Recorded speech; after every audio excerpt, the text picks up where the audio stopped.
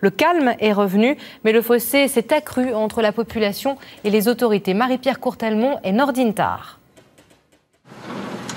Il s'agit maintenant de reconstruire. La High Road est l'artère principale de Tottenham. Et ce sont désormais les chœurs qui fleurissent sur les murs de substitution.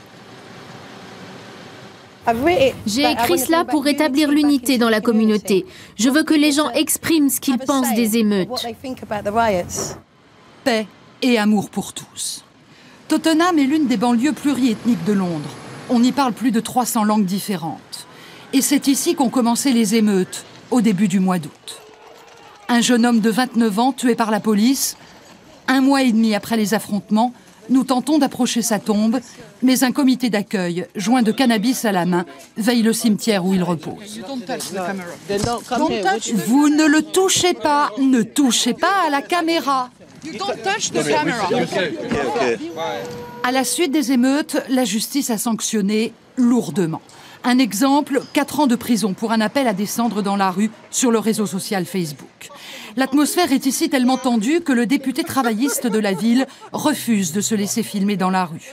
Il accepte seulement une interview dans cette arrière-cour. Cet élu de gauche est très ferme. Quand vous contrevenez à la loi, vous devez payer le prix.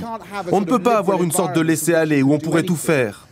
Souvenons-nous que beaucoup de jeunes n'ont rien pillé. Et il doit y avoir de l'ordre et de la justice contre les émeutiers. Je suis désolé, ils doivent payer le prix de leurs actes et de leurs conséquences. Dans la rue, les habitants sont, eux, plus compatissants. De nombreux politiciens en Europe et en Angleterre ont beaucoup fraudé.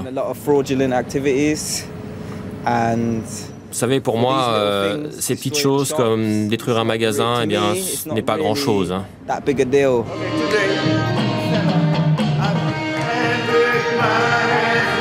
Et entre 2 répétitions de sa chorale, un pasteur, très célèbre dans la communauté, demande surtout à comprendre.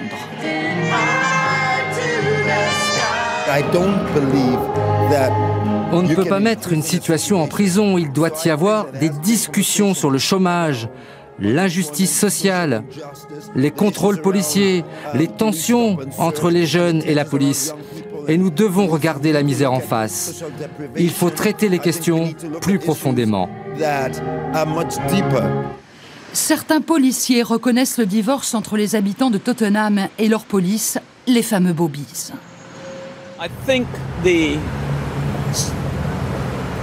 Je pense que les communautés africaines, caribéennes et asiatiques ont été frustrées par tous ces contrôles disproportionnés qu'elles subissent suite aux lois antiterroristes. Des contrôles aggravés par certains comportements de la police, sans ménagement. Une police qui n'offre plus un service public. Le calme règne désormais dans les rues. Dans les bars, à la télévision, le football remplace les images des émeutes, histoire d'oublier que le taux de chômage atteint plus de 20% des habitants de Tottenham. Avec l'Eurozapping qui passe au crible, les autres JT